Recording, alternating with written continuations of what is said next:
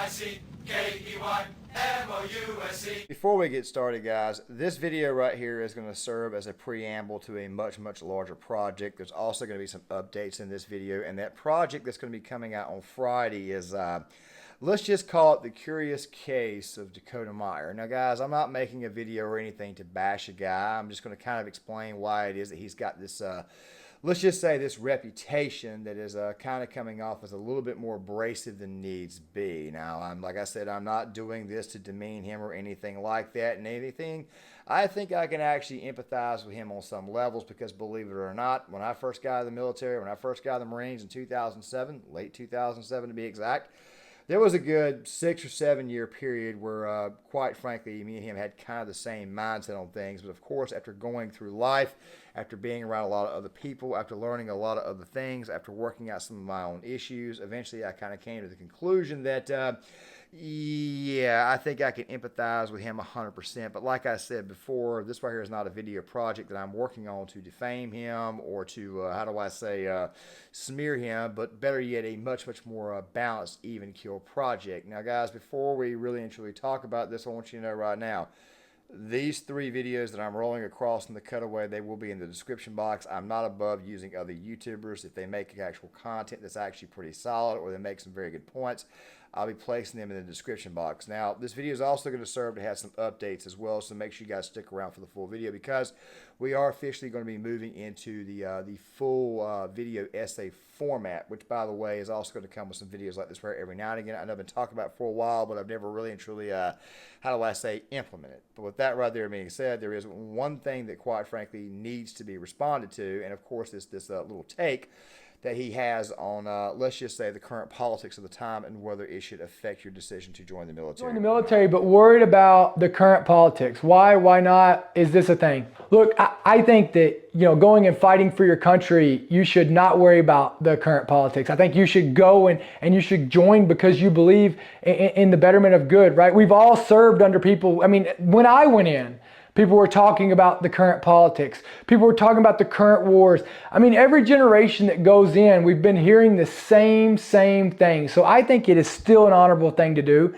I think that really the only way you change the politics of the military is by good people going and serving this country. And I think it is an important piece. It's an important piece to our democracy. It's an important piece to this idea of the free world, right? And so I think the most dangerous thing that we could do in this country right now is to not go and serve it and to not have good people going and serving because they believe in this country. I think that's the most dangerous, the biggest threat to the United States of America is that. I don't know if you've noticed this or not, dude, but right now our military is being social justice warrior. Also, at the same time, our military is, how do I say this? Right now, we're coming under a lot of Marxist influence. I think the politics of the time and the politics that are currently in the military might give people some pause to go in.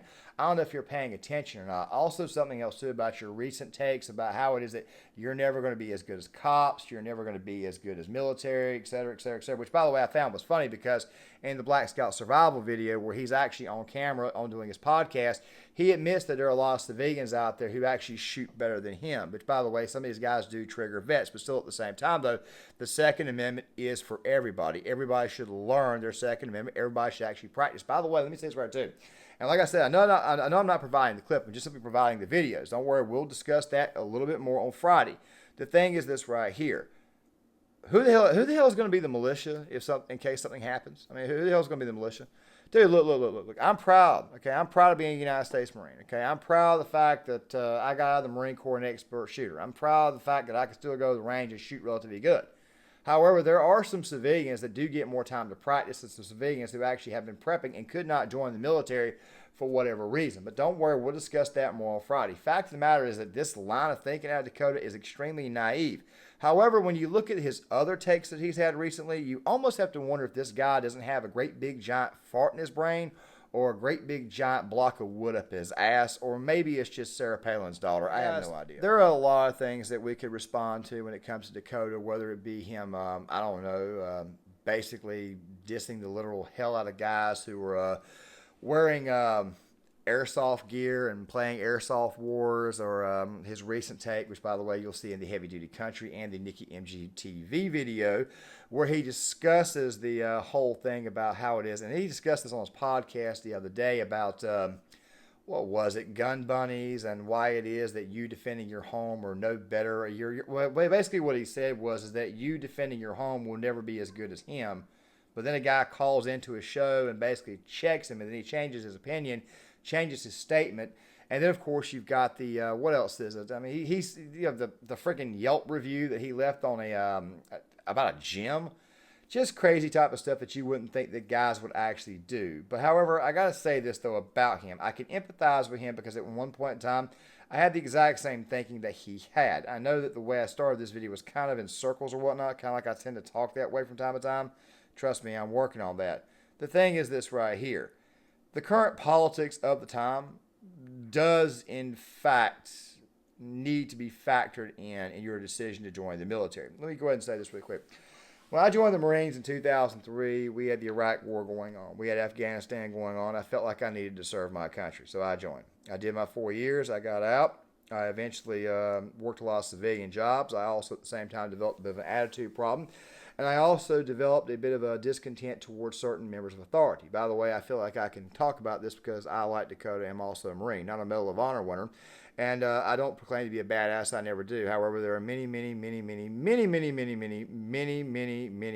men that are way badass than me.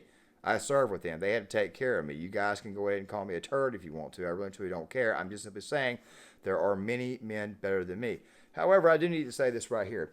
If I was ever talk to him and he would ask me what my MOS was in the Marine Corps, I would simply reply to him by saying 1812 M1A1 tanker. His response may be, you're a freaking pogue. And my response to him would be, dude, if I recall correctly, grunts like yourself were screaming and hollering for us to show up during Operation Phantom Fury. Shut up and know your freaking place. The thing is this right here. I understand a lot of his thinking and I understand a lot of his mindset. That's why I'm doing a project on him, and it is not a project meant to defame him or anything. It is a project simply meant to give a balanced, even keel take on why it is that I understand the way he feels and why it is that he is absolutely wrong about a lot of his opinions. The thing is this right here. The thing about the commentary world and the thing about having opinions is that sometimes you need to kind of, how do I say, you need to at least be self-aware of what you are. Let me give you an example of what I mean. In that Nikki MGTV video, which by the way, at one point in time, I was hard on Nikki.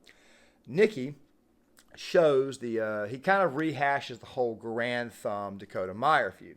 Well, Grand Thumb actually reached out to Dakota and said, look, why don't we have a conversation? We can do it on a live stream or whatever. We can meet up. He texted him. He provides actual text, the actual proof, receipts, that Dakota never responded to him. Then he shows some more receipts saying that he would have a conversation with him, or at least he answered back. I'm not entirely sure that that right there is going to be the case. So obviously many people are going to kind of call him into his character into question. We've had a lot of people talk about Tim Kennedy. Of course, I have talked about Tim Kennedy. I've asked the question whether he was pro two-way or not. I kind of came to the conclusion that he was anti-two-way based upon his views, but I also think a lot of it's based upon how do I say this, his overall environment. But then again, though, at the same time, though, Jake at the Preppers Bunkers Outdoors could be 100% correct. It could be a good old-fashioned psyop. I think I'll try to leave that video in the description box as well. Then you get this take here. Marine Corps, I had a chip on my shoulder. You know, I served this country. This country owes me, you know, blah, blah, blah, blah, blah, on and on and on. And that's shit. What can I still do for this country? Yeah, I might have taken off that uniform that I was serving with. All I did was put on my new uniform, my urban camouflage right here, right? And I'm still out there trying to do the same purpose. The same purpose that I had in Iraq and Afghanistan is the same purpose I wake up with every day. And it's trying to make the world I'm part of a better place. Okay. I understand that you're in your civilian uniform now. I understand that you're in your urban clothes, or however you might want to put it. I understand that 100%. And I can be the first person to admit that I did not do my job as a civilian. After I got out of the Marines, I did not project the best imagery that you might want to see out of a prior service Marine. Like I said before, I kind of had those issues as well, the little chip on my shoulder and whatnot. It actually went on for a long time. However, I did learn to talk to people. I did learn to deal with people. I did eventually work out my problems, and then eventually I did get myself together. Yes, I'm here on YouTube, but I'm also much, much more successful than what I was when I was in my early to mid 20s, as I am now entering what appears to be my late 30s. Fact of the matter is that in order for you to actually properly serve, you need to have some form of integrity. Something else, too, you might want to consider is being a little bit more understanding.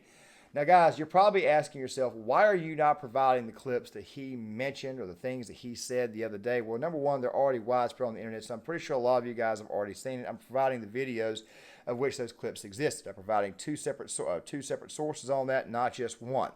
Another thing that you have to understand is that I'm also working on a project where everything is going to get covered because I think the entire story needs to be told. I do not dislike this guy at all.